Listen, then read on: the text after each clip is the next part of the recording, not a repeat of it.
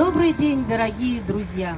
В преддверии 135-летнего юбилея героя социалистического труда Барамыгина Николая Константиновича мы вновь встретились на улице, названной в честь нашего героя.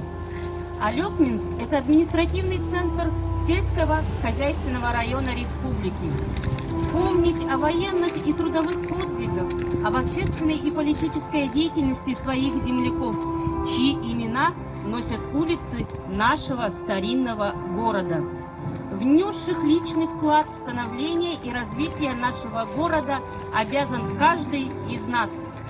С 2020 года администрация муниципального образования города Алекминск ввела новые традиции, формат мероприятий, ориентированных на сплочение жителей улиц. Это праздничные программы «День улицы моей», где у каждой из них свой колорит и индивидуальный сценарий. Сегодня мы еще раз расскажем о герое, чье имя носит эта замечательная улица.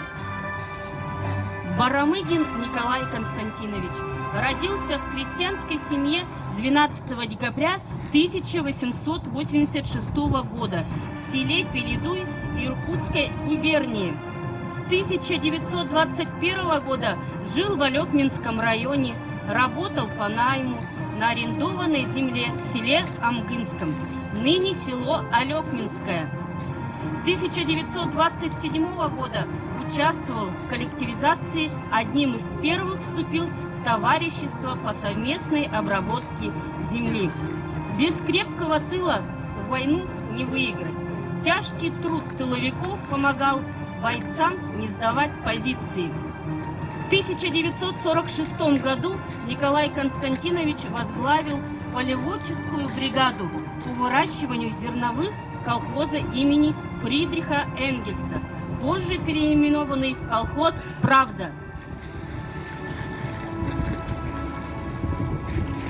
Сейчас мы видим, что на местности Энгельса построили площадку для проведения эссе Халанхо.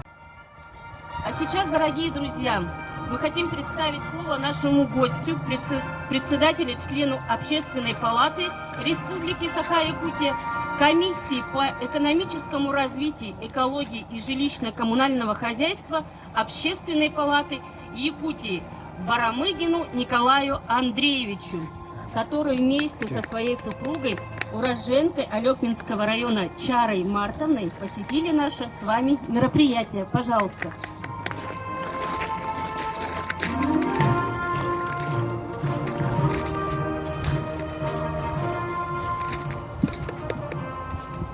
Уважаемые друзья, мне очень приятно сегодня находиться здесь, на улице, наименованной в честь моего однофамильца, моего тезки Николая Константиновича Барамыгина, который в далеком 1957 году прославил нашу Республику Саха-Якутия на всесоюзном уровне.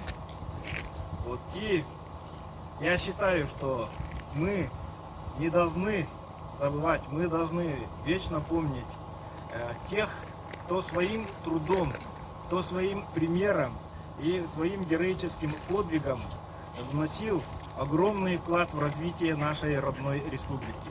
Потому что земледелие – это наиболее важное и наиболее жизненное занятие, которое имеется у человечества. Потому что кормить людей, снабжать их хорошим хлебом – это очень благородное занятие. И сейчас то, чем занимался Николай Константинович Барамыгин, является насущной необходимостью для нашей республики. Как вы знаете, сейчас идет глобальное потепление, и ожидается, что в ближайшие 20-30 лет многие страны, где сейчас выращивается хлеб, они уже не смогут выращивать, потому что там будет очень слишком жарко для хлеба. И те регионы, в которых сейчас вроде очень сложно выращивать хлеб, но в будущем они будут более благоприятны для выращивания. И, во-вторых, это связано с тем, что на Западе уже построены заводы производства зеленых растений, на которых круглогодично, ежедневно получают зеленую продукцию. Салаты, помидоры, огурцы.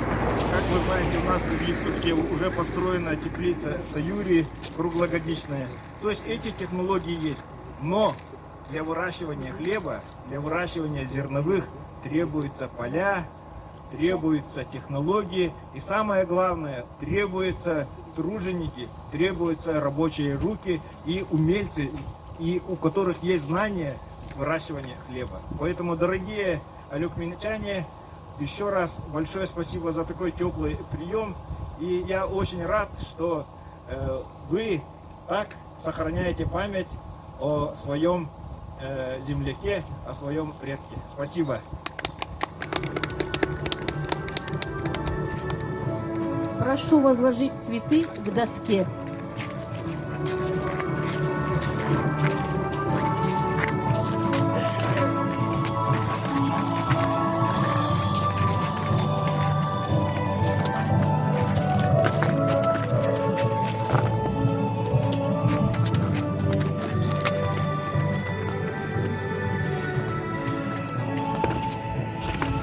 Заканчиваем мы нашу программу с выступлением представительниц вокального ансамбля «Ивушки».